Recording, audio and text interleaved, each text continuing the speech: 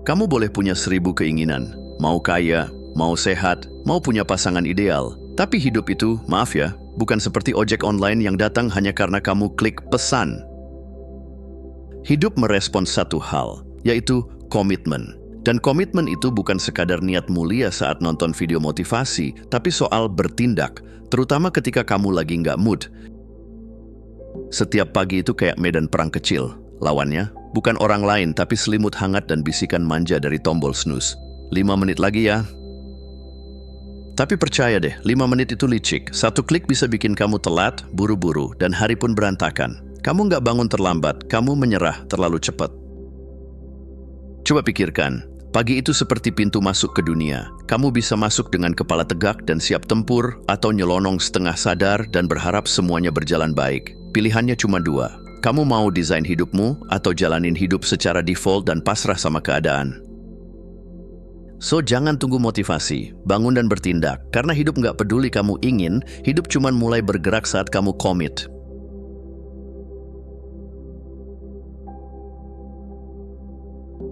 Pagi itu kayak setir mobil.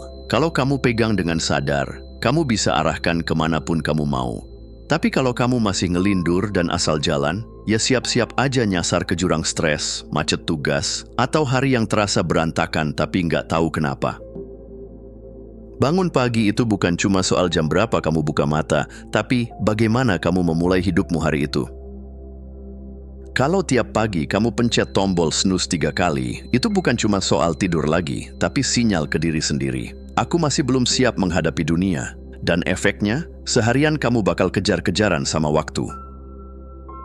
Sebaliknya, kalau kamu bisa bangun lebih awal, nggak usah ekstrim, cukup 30 menit lebih pagi, itu seperti kamu dapat remote kontrol kehidupan. Kamu jadi bisa atur mood, energi, bahkan ritme kerja. Bukan kamu yang ngejar hari, tapi hari yang mulai mengikuti kamu. Ingat, kemenangan harian itu nggak datang dari semangat membara yang tiba-tiba muncul setelah scroll quotes Instagram, tapi dari ritual kecil yang kamu ulang terus, bahkan saat kamu lagi malas. Karena pagi yang kamu menangkan, biasanya akan menular ke jam-jam berikutnya. Jadi mulai hari ini, jangan biarkan alarm jadi musuh. Jadikan dia pengingat bahwa kamu yang pegang kemudi.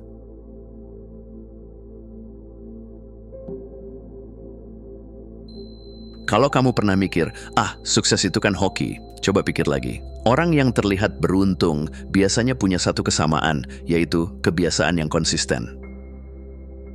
Mereka nggak nunggu bintang sejajar atau motivasi turun dari langit. Mereka mulai hari dengan ritual sederhana, dan mereka lakukan setiap hari. Masalahnya kita sering keburu pengen hasil besar tanpa sadar kalau yang dibutuhkan bukan lompatan, tapi langkah kecil yang diulang terus. Kamu nggak perlu bangun dan langsung lari maraton. Cukup satu langkah kecil tiap pagi. Yang penting konsisten, karena dalam hidup, konsistensi selalu menang melawan intensitas sesaat. Contohnya, keputusan sesederhana bangun jam 5.30. Kayaknya sepele ya, tapi coba kamu lakukan itu selama 30 hari. Bukan cuma jam bangunmu yang berubah, tapi cara kamu melihat waktu, mengelola hari, bahkan menghargai dirimu sendiri juga ikut berubah.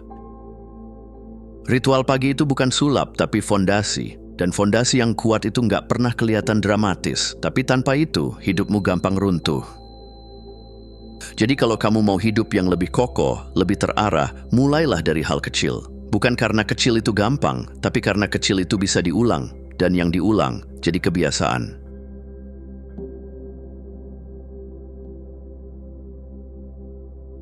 Kebanyakan orang bangun karena dunia memanggil. Alarm kantor, tugas kuliah, anak rewel, atau notifikasi WhatsApp yang nggak ada habisnya. Tapi gimana kalau kamu balik arah dan mulai bangun untuk dirimu sendiri? Sebelum dunia sibuk rebut perhatianmu, kamu udah lebih dulu hadir untuk diri sendiri.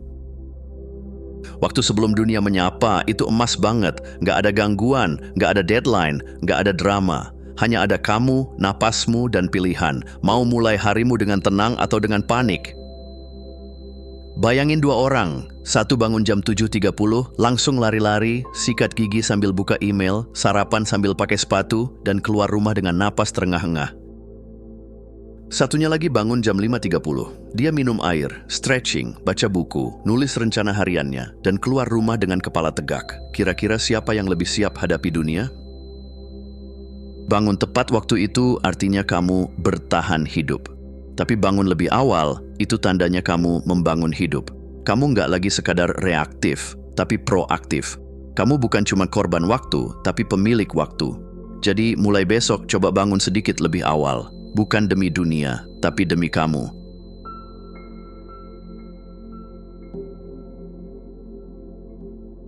Kebanyakan orang bangun pagi dan langsung cari kopi, seolah-olah kafein adalah kunci hidup yang layak. Padahal yang tubuhmu butuhkan pertama kali setelah tidur panjang itu bukan kafein, tapi air. Iya, air putih. Sederhana, murah, tapi sering diremehkan. Selama 6 hingga 8 jam tidur, tubuhmu masuk mode puasa. Nggak makan, nggak minum, dan tentu saja sedikit dehidrasi.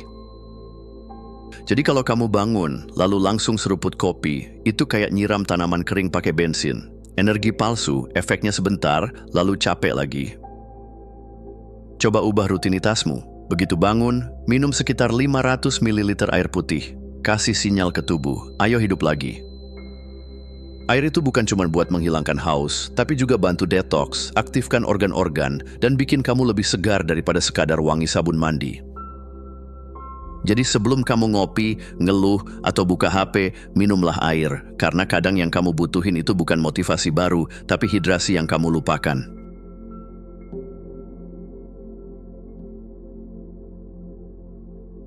Bangun pagi, badan masih berat, kepala kayak kapas, dan bantal kayak punya daya tarik gravitasi ekstra. Kenal kan?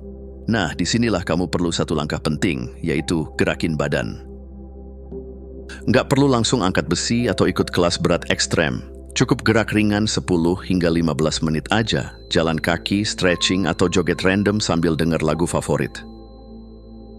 Kenapa penting? Karena setiap gerakan kecil itu kayak kamu kirim pesan ke otak, "Hei, aku melek, aku siap, aku bertanggung jawab atas hidupku hari ini." Dan lucunya, energi itu sering muncul setelah kamu mulai gerak, bukan sebelum. Banyak yang mikir olahraga itu buat bakar kalori atau nurunin berat badan. Padahal manfaat paling awal dan nyata dari gerak pagi adalah bangkitin energi. Kamu jadi lebih sadar, fokus, dan punya mood lebih stabil. Gerak itu kayak tombol on buat pikiran dan tubuh. Jadi kalau kamu pengen hari yang lebih bertenaga, jangan nunggu semangat datang. Gerak dulu. Karena energi bukan datang dari motivasi, tapi dari aksi kecil yang dilakukan berulang.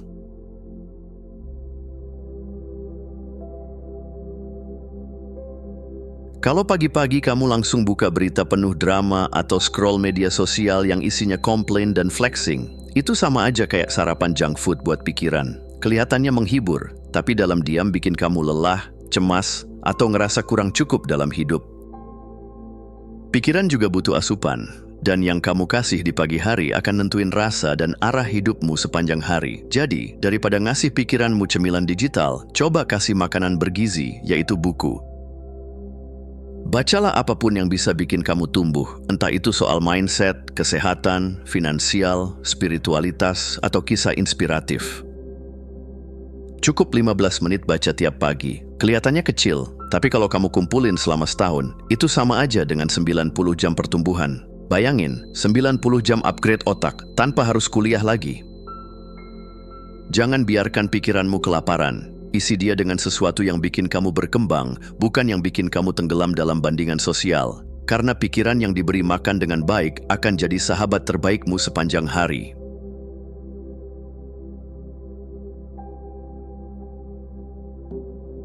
Banyak orang bangun pagi dan langsung diserbu pertanyaan, hari ini harus ngerjain apa dulu ya? Akhirnya seharian cuma sibuk merespons, padamkan kebakaran. Dan sebelum sadar, hari udah habis, tapi yang penting-penting belum kesentuh. Kunci dari hari yang produktif itu bukan kerja lebih keras, tapi lebih strategis.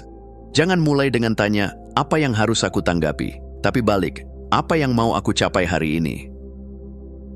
Coba luangkan waktu 10 menit aja di pagi hari untuk rencanain hari kamu. Nggak usah bikin to-do list segunung. Cukup pilih 3 prioritas utama, yang kalau selesai, kamu bisa bilang, hari ini nggak sia-sia, sisanya bonus.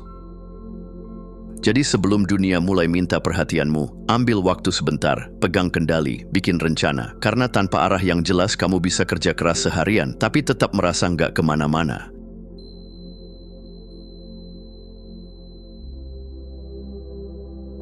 Sebelum atlet masuk arena, mereka nggak cuma latihan fisik, mereka juga latihan di kepala. Mereka lihat diri mereka menang, mereka rasa sensasi sukses. Bahkan sebelum kejadian itu beneran terjadi. Itu bukan sulap, tapi strategi. Dan kamu juga bisa pakai itu.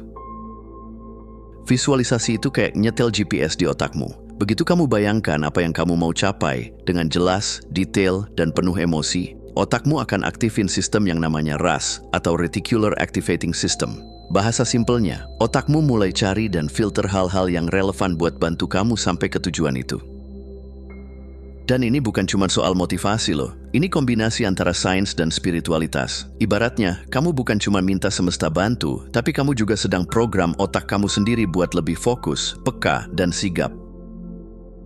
Contohnya, lihat aja para atlet Olimpiade. Mereka udah latihan bertahun-tahun, fisiknya nyaris setara. Tapi yang beda, siapa yang punya mental lebih siap? Visualisasi sering jadi penentu. Siapa yang gugup dan gagal, siapa yang tenang dan menang. Kamu bisa mulai dengan simple. Luangkan 5 menit di pagi hari, pejamkan mata, dan bayangkan hari kamu berjalan seperti yang kamu mau. Rasain emosi positifnya, lihat detailnya. Jangan cuma lihat apa yang kamu lakukan, tapi juga siapa kamu saat melakukannya. Karena kadang, yang kamu butuh bukan kekuatan ekstra, tapi arah yang jelas. Dan visualisasi itu cara terbaik buat kasih arah sebelum kamu mulai perjalanan hari ini.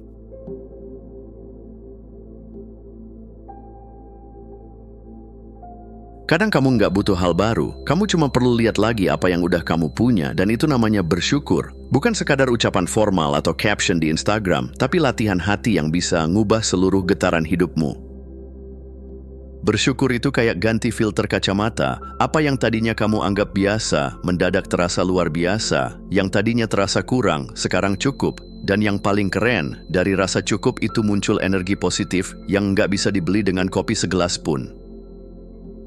Luangkan waktu 5 menit aja tiap pagi buat nyebut 3 hal yang kamu syukuri. Bisa sekecil apapun, kasur empuk, nafas yang masih jalan, atau bahkan sinyal internet yang lancar. Latihan ini kecil, tapi efeknya besar. Kamu jadi lebih tenang, lebih kreatif, dan lebih siap menghadapi tantangan. Karena kamu udah mulai hari dengan rasa cukup, bukan kekurangan. Intinya bersyukur bukan tentang hidup yang sempurna, tapi tentang melihat dengan cara yang baru. Dan kadang, yang kamu butuh bukan dunia yang berubah, tapi cara kamu memandangnya.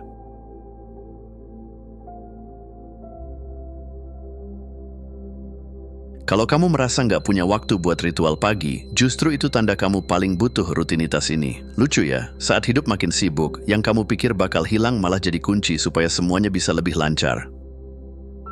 Bayangin kamu investasi 1 jam di pagi hari, buat minum air, gerak, baca, rencanain hari, dan latihan visualisasi plus syukur.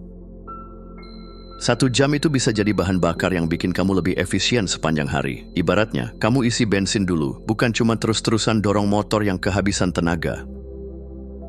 Tapi, kalau 1 jam terasa berat, jangan khawatir. Kamu bisa mulai dengan minimum effective dose, alias dosis paling efektif yang nggak makan waktu banyak tapi hasilnya terasa. Misalnya, minum air sambil stretching 5 menit. Baca buku 10 menit, bikin rencana singkat 5 menit, visualisasi 5 menit, bersyukur dengan hati 5 menit.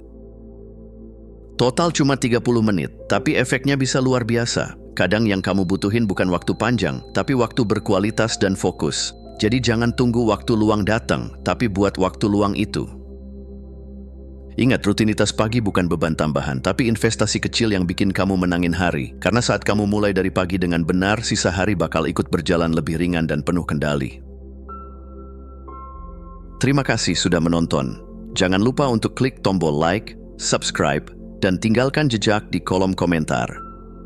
Kami sangat menghargai setiap dukungan dari kalian. Semoga hari-hari kalian menyenangkan, dan sampai jumpa di video selanjutnya.